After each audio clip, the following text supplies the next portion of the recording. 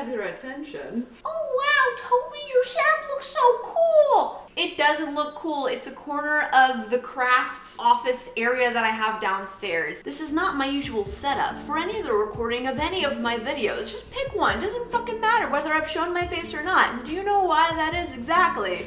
It's because if you haven't already noticed down here, it's a little echoey. I wonder why it's echoey down here. Couldn't imagine why. Oh, have a nice hello and good morning to Gordon over here. This is Gordon. I got him on the side of the road about a year or two ago when I was coming home from work, and I dragged him 2 fucking blocks all the way to my apartment. Haven't had him ever since. Had him ever since that day. If you haven't already noticed by now on my channel, or just in general, I'll fill you in. I am like Chandler from Friends. When I feel uncomfortable, or especially with sad stuff or sentimental stuff, I tend to be very jokey and kind of, I cope with, I say stupid, dumb, funny stuff because it's difficult for me to cope with my emotions when I'm exposed to an audience. So if I'm jokey in this video, it's only because dealing with a topic that is the topic of this video, it makes me very uncomfortable when I'm talking to more people. Also, I've had time to grieve and I'm doing better. I'm in the stage where I'm not bawling all the time, which I was actually doing that a week prior to my boy passing away. It's a long process. That whole experience was very new to me. So I did want to do a video. I decided I want to do a video about this about a day or two ago. I just want to talk about my experience and me getting my dog because I adopted him when he was 5, and that was an interesting story too to go along with it. I just feel like sharing it. If the whole me talking about the downfall of my dog is going to make you uncomfortable, which I understand because nobody wants to hear about that. I don't want to hear about that. You can skip it, and I'll put up a thing and I'll say like, oh, we're gonna talk about this now. So I'm gonna have a clear like, hey, we're shifting gears here. So if you don't want to hear that, that's perfectly fine. But at the end of my video, I also kind of want to talk about these 3-ish kind of projects that I had in the works. Most of them all finished scripting. I finished scripting all the videos. I was just gonna record them, but this was happening while my dog was getting sick and after he passed away. I'm not doing them. Like, I'm straight up just not doing them for obvious reasons that no, fuck it. It's just so stupid. We'll get into that at the end. So anyway, I got my dog. This is my dog, by the way. He is probably a pit lab mix. I don't know. I got him when the people think he's about 5 or 6 years old. I got him from the Hamilton County Humane Society, which is a humane society in Noblesville, Indiana. It's a no-kill shelter. It deals with cats and dogs, and it's great. I loved working with it. It was really great getting Buddy from there. So when I first initially got him, he was still kind of on hold. And what I mean by that is like, when a dog comes into the shelter, they're not brought in or surrendered by the owner themselves. A lot of the times they're kept there just in case somebody comes in like, oh, that's my dog, or oh, I lost them, or this, or, you know, if they don't have a chip already. With Buddy, that's what they had to do because, see, with Buddy, which by the way, in the shelter they called him Bo. They gave him that name because they didn't know what his name was. And I wasn't gonna call him that because it sounds like a hillbilly's name, so I just named him Buddy. So when I got him, they told me that he was brought in by a police officer who had gotten a call to a house of an old man who had passed away. Now here's the thing, that sounds like, aw, so sad. But then it gets kind of worse when she goes on to tell me that somebody called the police on the old man because the neighbor was like, I've lived here all my life, and this man, I've known him for years. He always comes out and walks his dog. I haven't seen him in 5 days. I'm a little worried that he's dead because he's very old. So they called the police. The police ended up coming into the house and found out that the guy had been dead for about a week. Buddy was trapped in that house for about a week. He was trapped in the house with his dead owner for a whole week. So that's great. So they brought him into the shelter. He was very depressed. It was really bad. They couldn't get him to eat anything. So with that, they had to like feed him, like they had to give him an IV, they had to like force feed him. It was really bad because he was already suffering severely from malnutrition from not eating for a couple of days because he couldn't get to his food. But he had enough food to like get him by, I guess. I don't know, they didn't really know exactly how he survived. They don't have details on that. All they know is that when he came in, he was very underfed. So they were already having issues getting him fed, and he actually almost died of malnutrition because he was depressed, because his owner was dead. He didn't know what was going on, and he was scared. He was petrified in this weird place he had never been in before, with a bunch of dogs that he's never seen and he's scared of, and then all of these people he's never seen, and just, you know, it was a very traumatic situation for him. So he just wouldn't eat, and he almost died. But he didn't, thankfully. They contacted the owners. Now, the way that I was allowed to get him, because he was only in there for a couple of weeks, so he wasn't up to be adopted yet. He was still on the website, just to get potential interest, just in case they couldn't find an owner and they could get him adopted faster and get him out of there faster so he could have a home and wouldn't have to stay there longer. But the only reason why I was able to get him earlier than the expiration period, which is like a month or so in the shelter before they are allowed to adopt him out if nobody comes up to claim him, they were actually able to get in contact with his with the old man's family to ask them if they wanted Buddy. Now at this time, Buddy was like middle-aged. He's around 5 or 6 years old, which means that if they had gotten him as a puppy, he's been in that family for a while and they know who that dog is. They basically said, yeah, if you don't want him. And they're like, is there any reason why? Obviously the shelter is not gonna wanna ask questions because it's not their job to know. But they were just kind of curious because Buddy, when they brought him in, he wasn't aggressive, he wasn't, you know, mean or anything like that. And so they were just kind of curious of exactly why. They're like, because he's super aggressive, which was kind of weird to the shelter because Buddy was very much not aggressive. He didn't try to bite them. He didn't try to hassle with them when they were putting IVs in him and needles in him and examining him. He was pretty docile, but he also was underfed at the time too, so that could have contributed to it. Sorry, the sun's going down. I had to open the shade. So that's kind of when I came in to get him, and they had told me all this. Now, when I was going to the shelter, I was actually going to end up getting a different dog. His name was Major. However, when I went in, the dog was like that. He was like this big. I didn't expect him to be that big. I didn't expect him to be the size of like a tree. So he looked a lot smaller in the pictures, and I knew personally I would not be able to physically handle a dog that big. However, so I go in and I get him, and Buddy I think is the first dog that I've ever had. And from there it was pretty hard. It was pretty hard. Because when I got him to my house, he was also having troubles eating as well again. And I think it was just his response to stress. Because he had been in the shelter for a couple of weeks, so by that time obviously he was eating now. But now he's switching homes again, and here's this stranger that he doesn't know again, and it was really hard for me to get him to eat anything.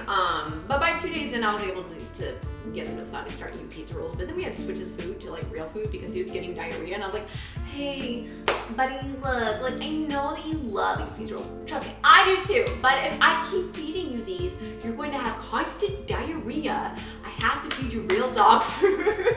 Now we're gonna get into the part of his downfall, so like if you don't want to hear any of this stuff, I'll leave a TLDR of this section down in the comments and I'll pin it for those who want to know what happened but don't really want to hear the details of him and his downfall, which I totally understand. But we're gonna get into that, so if that makes you feel uncomfortable, skip to this time thing. I'm also gonna have a timestamp in the description for each part when it begins. You can skip to that. So yeah, anyways, I guess maybe like a week before August 1st is when this really started. Day one, Buddy got like a dry, crusty, like mucus nose. Like there was mucus in here. No, wait. It was on his right side. It was on his right side of his nostril. Not the other nostril, just the right nostril. It was getting really crusty. And what I mean by crusty is like the inside, like his mucus was caking in there and it was kind of coming over here, but it was drying up. So that was a thing for like 2 some days. And then I'm just like, well, maybe it'll go away. But then the next day he started getting a little discharge of some tear, like excess tear right here on his eye, on the left side. And I'm like, okay, maybe we need to take you in to the vet, because then he started doing really, it's called a reverse sneeze. It's like when they go, that's like a reverse sneeze. And he does it every so often, but he was doing it every day, and he was doing it pretty violently, and it was making me very uncomfortable. And I looked some stuff up, and a lot of things are coming up as a bacterial infection. Just thought it was a bacterial infection.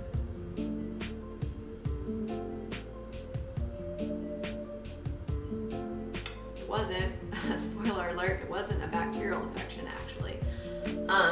But I thought that's what it was, because the only other thing that it said was cancer. And I was like, oh, no, it's not cancer. My dog's not that old. It's not cancer. It can't be cancer. So I go to the vet, a vet place. I don't go to this vet anymore. I don't usually go there. It was just a place because I didn't like the actual vet that I went to. I just didn't like the place. So I was going to this place, right? Cool, great, awesome.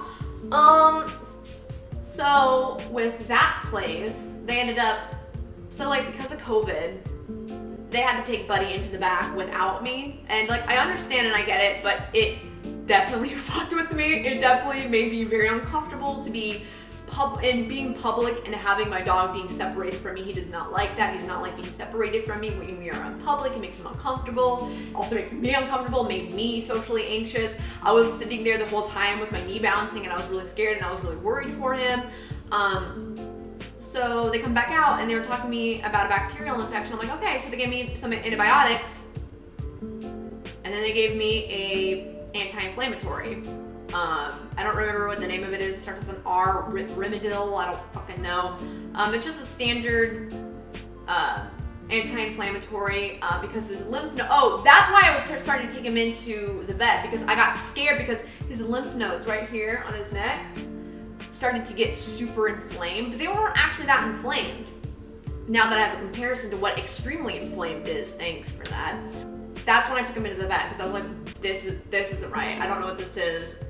2 days, he's taking it, right? He's taking the antibiotics and the anti-inflammatory. His nose starts getting a little better, but then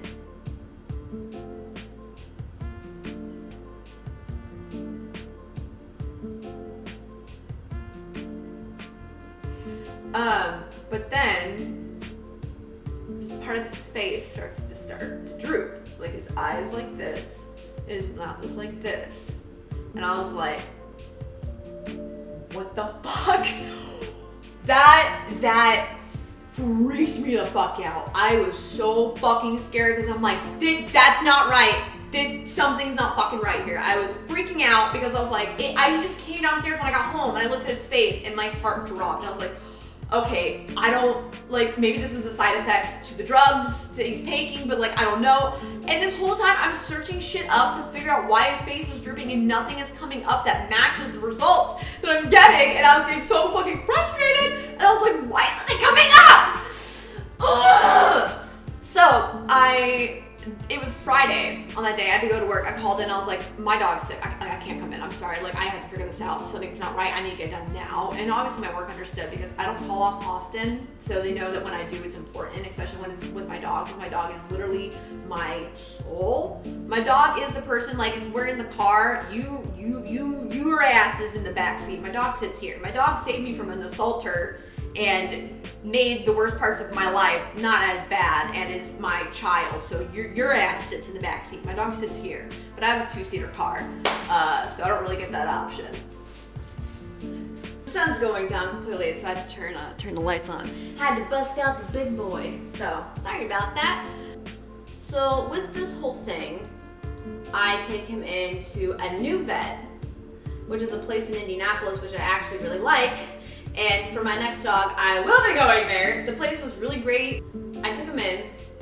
Also, when he was taking the anti-inflammatories, another thing that alerted me to this might be a little more serious than I originally intended was I was looking up about the drug he was taking, and it was an anti-inflammatory that was for his lymph nodes. He had been taking it for 2 days, and the lymph nodes were actually getting a little worse, and they weren't going down at all. And I looked up a thing that said, if that's happening, that's very bad and you go to the vet ASAP, because if the anti-inflammatories are not working, it's not because of a bacterial infection. And I got very scared. I took him in, and this was 2 days after I took him to the vet already. So he's already going to another vet. And with this, she is very concerned with his face because he wasn't blinking on the side of his face that was drooping, which is very bad because it's a sign of facial paralysis, which can be a side effect for a number of reasons. She obviously didn't know. It was a vet clinic. They didn't have the tools there to be able to tell what it was from, but she also was very worried about his lymph nodes, because I told her the drug that he was taking for it, and she said that it was concerning that the lymph nodes had not gone down in swelling since I'd been taking them for 2 days. So she asked me if I wanted to biopsy them, and I said yes. So she did. I sat there in that parking lot for 2 hours while my dog was in there, and she came back and said that these cells looked irregular, which means that it's probably cancer.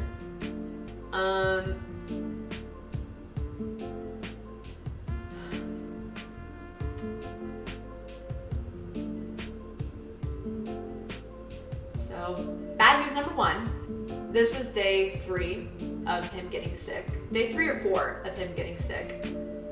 And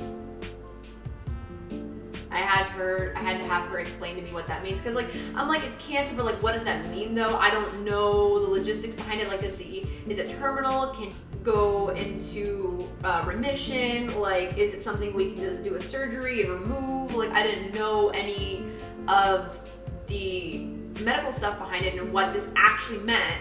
And I think at the time it was a bunch of questions, and I think she knew the kind of questions I was asking and why, of me trying to get around and trying to convince myself that this was not terminal.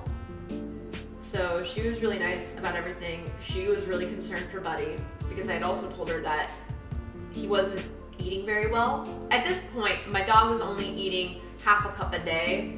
No, it was only like a cup of food a day, which usually he eats about 2 cups of food. He's about 60 pounds. So he'll eat about 2-ish kind of cups of kibble a day throughout the day, you know. He usually eats at night. And she was a little concerned that his eating habits had changed because of that. With that, she asked me if I wanted to make an appointment with the neurologist that they have at a different center that they're affiliated with, who can look at this and tell me more about what's going on with him in his brain, because it could be a tumor in his brain, it could be just several different things. But she also wanted me to go see, I forget the people who look at cancer, but she also wanted me to go see a special doctor for his cancer cells and for that. And at the time, I thought the paralysis was more terminal. At the time, obviously it wasn't, but at the time that's what I felt like, because she was talking about a bunch of stuff in his brain. So it was making me more scared that that was the thing that was killing him and that was making him hurt. So I decided to do that one. That was on a Saturday. That night, things got worse. I took him home. He was so happy to see me when he got back. He does not like going into the vet. He does not like being separated from me in public. So we go home. He's super stressed. It's about 11, 12 o'clock at night, and he's panting very hard. Like, I just ran a mile with you very hard. And we only went on a short walk because at this time he was walking weird. He wasn't bumping into stuff, but I could tell that he was not as confident with his walk as he usually is when we go walking at night, which is like his favorite thing to do. And I bring him home. He was heavily panting, and he kind of looked like his eyes were rolling up in the back of his head. And later on, I go to find out that it was his third eyelid that was trying to clean his eye on the side that was drooping, because he couldn't close his eyelid on his own. So I was scared, and I called the pet hospital that had an ER, And I'm like, I don't know if I should bring him in. I was worried about him, and so I just brought him in. Also that day at the vet, they also gave him an anti-nausea medicine. So I was able to feed him half a can of, oh, this shit. Actually, oh, I need to throw this away. Oh, I just got really depressed. Oh my God. I didn't know it. I didn't know I still had some of his food.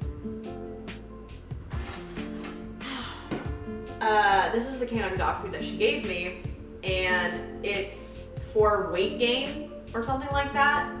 So we'll be throwing that out later because I don't eat it anymore. That's nice. I take him into the hospital. They go and see him. It's like, I was there for like 3 hours, and she was explaining to me what he was actually doing, and it made me feel a little better, and I was able to get an earlier appointment for a neurologist for him. But she was also saying you might also want to go see somebody about his lymph nodes because I'm really, really worried about that. And at this time, I was still not thinking about it. I didn't even think about cancer. I don't know what I was thinking at this time. At this time, I was like, okay, he's really bad. This is a really bad situation. This is not okay. This is not good. I get him back in the car, and I just feel horrible because he had such a fucking long day. He wasn't eating. He was struggling to eat. I could only feed him, like, I would get a fork, and he was sitting on my bed. The only way I could get him to eat is putting the food, the wet dog food, on my comforter, which I was like, you know what? Okay. You know what? If you want to eat your dog food on my comforter, do it. I will dump this whole thing on my bed if you just eat it. I don't care. I'll do anything that you need so you can eat.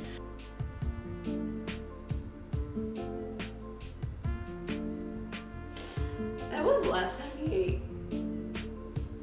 Oh my God, was it?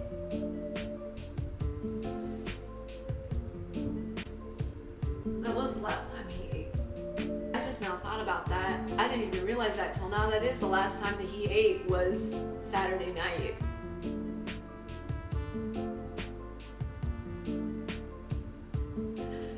So from there, I had an appointment for the neurologist on Monday, and then Sunday was so awful. He was just so fun. And by this point, I stayed up an entire night, all the way through. He was heavily panting the whole night. He couldn't breathe through his nose anymore. It was like a struggle. I could hear it. It was a struggle for him to breathe through his nose. He was heavily panting the entire night. By 6 o'clock in the morning, he finally fucking stopped and was able to actually go to sleep. And I got 3 hours of sleep. Majority of that whole day, he didn't want to. And I never noticed this until that day came where I had to, you know. When he got sick with his nose, it's when he stopped playing with his toys. But he loved playing, especially this one was his favorite. I didn't notice until then that he had no interest in his toys anymore. He had little to no interest in walking, and when he was outside, he would just kind of stop walking and just be very weak about everything. But Sunday comes, we spend the majority of Sunday just sleeping. By that time I was exhausted, constantly crying for days. Ever since that Tuesday when I took him to the vet, the first time for his nose, and then Friday and Saturday were the days where I got really worried and I heard about the cells being irregular, and I was just crying. And then Saturday I was crying, taking him to the ER, and then Sunday I was crying again because he just like, I don't know, like I was just watching my dog turn into something I didn't recognize. He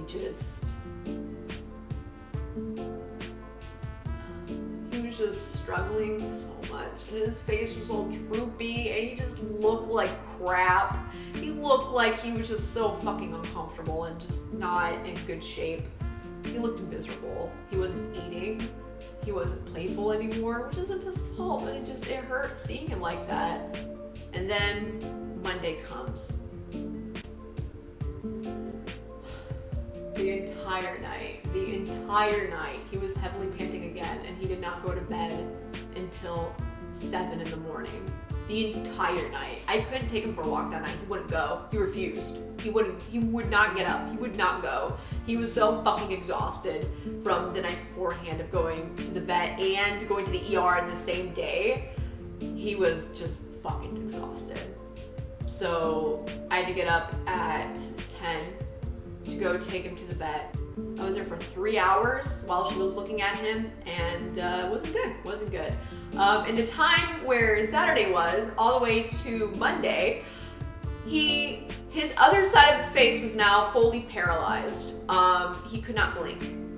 He couldn't blink, and his other eye was starting to get an ulcer because he couldn't blink. And his jaw was starting to not work anymore. He was getting so skinny. He was like stumbling when he was getting on stuff. He was having a hard time walking. Like he couldn't just.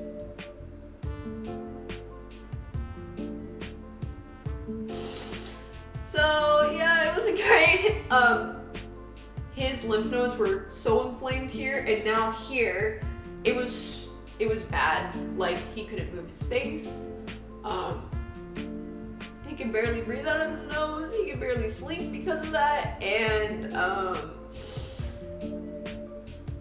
it was really bad. It was so bad. So I had 3 hours in the car to think about everything, and she wanted to get him started on steroids. So I made 2 options for him at this time because he had lymphoma. There was no fucking denying it. Like, what else was it? There were 2 options I could really do. There was chemo, and then there was steroids. Steroids were an option depending on whether or not it would work for him, because it might not. It might. And chemo is kind of aggressive, and I didn't want to go that route. I did not want to spend, because here's the thing. No matter what I put him on, his life expectancy was maybe a year, if that, but I'm considering the fact since, and my vet told me this later after I asked her, like, just give me it straight, like, please, I need someone to tell me this straight. His lymphoma developed, he had stage 3 lymphoma when he passed. He got stage 3 lymphoma in a week. A fucking week. I was sitting in the car, and she was giving me the options for steroids, and I was like, sure, fine, whatever. At this point, I was like, whatever, I don't care.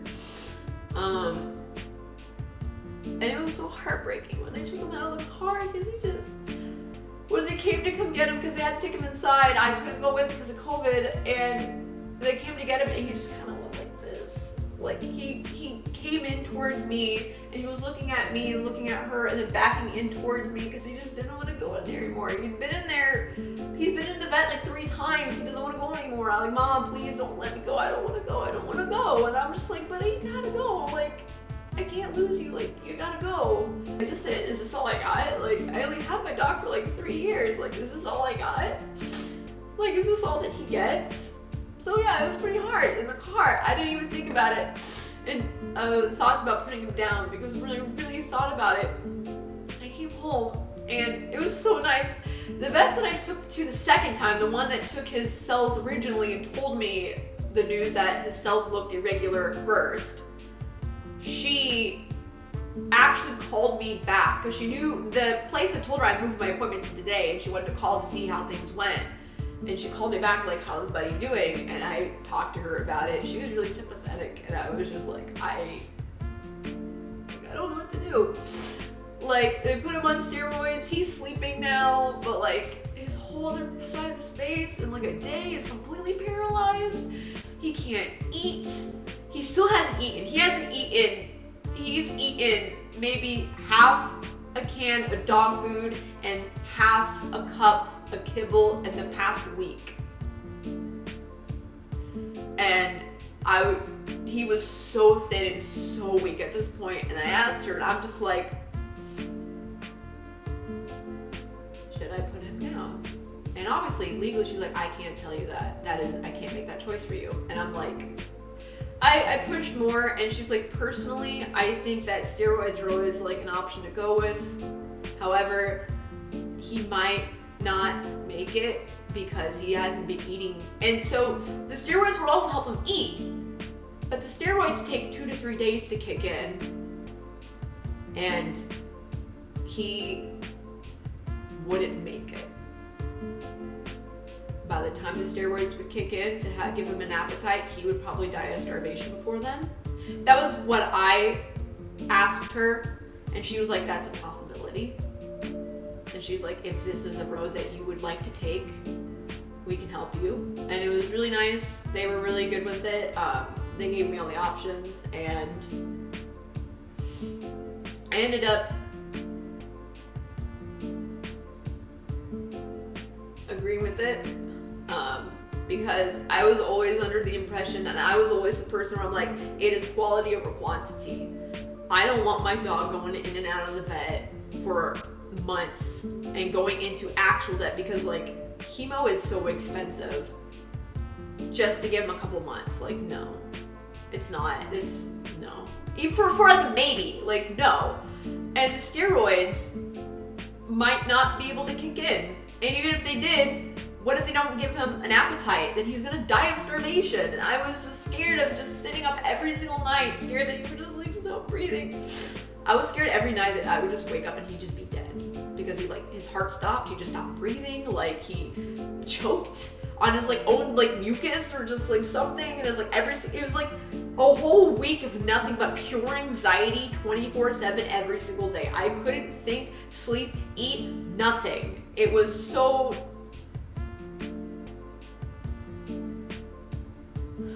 So I made the decision that it was best if he would be put down, because he was so fucking thin. He was so fucking thin. He was so thin. He was so weak. He was so tired. He slept the whole night. I made that decision on Monday when I came home, and I tend to think about it. And I thought it was the best decision because he was just so miserable, and at this point he'd been so many days since he'd eaten, and the lymphoma had developed so quickly. Then I spent the entire night with him downstairs, because at this point he couldn't go upstairs anymore. Like his legs were so weak, he couldn't go upstairs anymore. He couldn't come downstairs. I had to chase after him, because when he was coming down the stairs for the last time, he fucking collapsed and he tripped because his knees gave out, and I had to run after and I had to get him before he face planted into the fucking floor. I spent the whole night downstairs with him because he couldn't go upstairs anymore. Right? He likes sleeping in piles of clothes. Rather than the nice bed I bought him, he likes sleeping in the pile of my clothes. So I tricked my ass upstairs and I brought a pile of my clothes down so he could spend his last night with me on my pile of clothes while I slept on the floor next to him. And I spent the whole night also playing, right next to him, playing Minecraft with Mad Lib. So shout out to you, Lips. Thanks for being there for me. Because if anyone else was ever wondering, yes, Mad Libs and Nezzy Monster are in fact married, and they're my parents. Nezzy's my dad and Libby is my mom. Anyways, so I took him for his last walk. There is this kind of like park wooded area that people usually let their dogs go off leash. It's like a pathway area in the woods, and I took him in there to let him run around. And we went on a nice last final walk. And while I was in there, it was kind of nice. I've always had this dream that I've always wanted to get a log cabin out in the middle of bumfuck wood nowhere. And I always thought Buddy would love it out there. He would love it. There's just free, open range. He could go play in the lake. It'd be a cabin by the lake.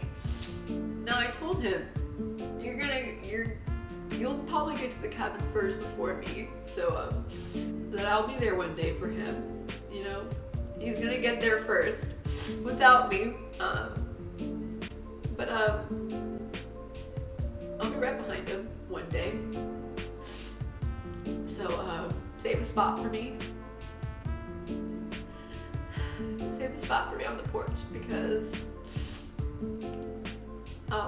I'll be there one day with you too. So it might be a little while, but I'll still be there. He gave me the best years, the last years of his life. I only got him for 3, but you know what? I'll take what I get.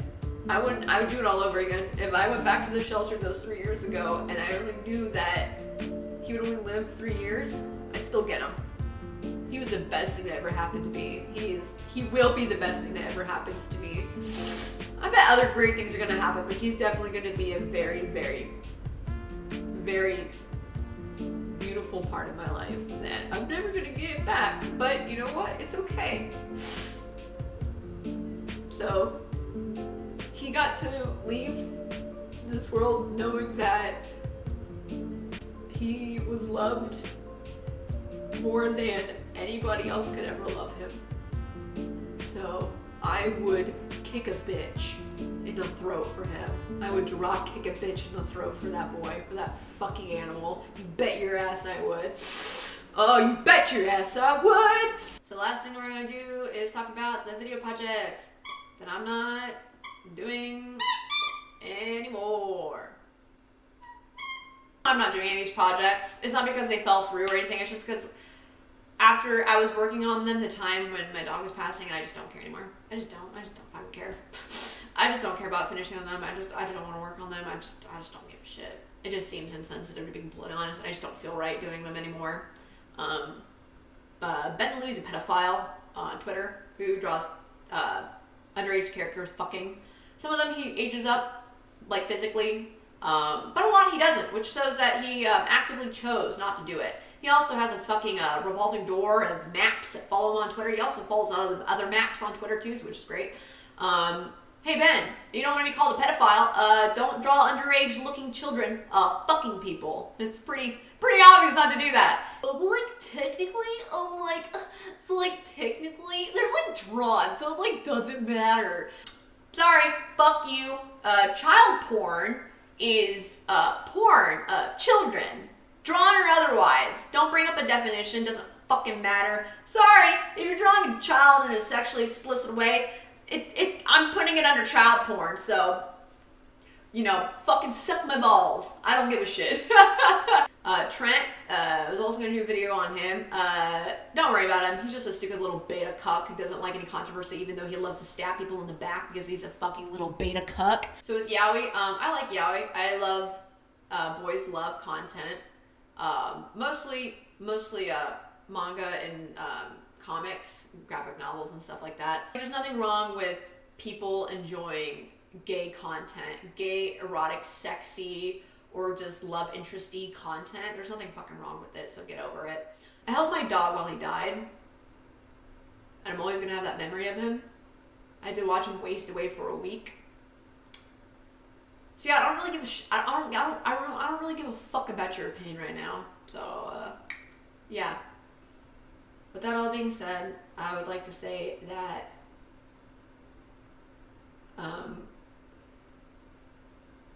buddy, you were the best thing in my life. I can't wait to see you again when that time does come. On that cabin by the lake that you're at right now, make sure you save me a spot because you always hog everything.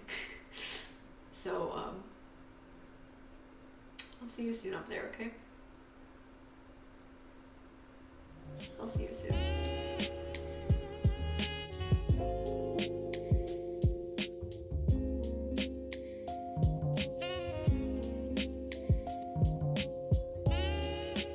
Buddy, you're such a good boy. You don't do that.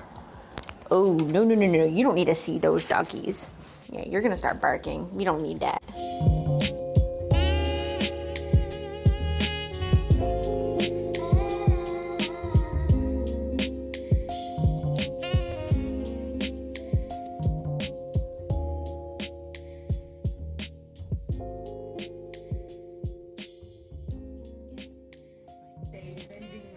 Buddy. Buddy. Buddy, you want a treat? Buddy, you want to go for a walk?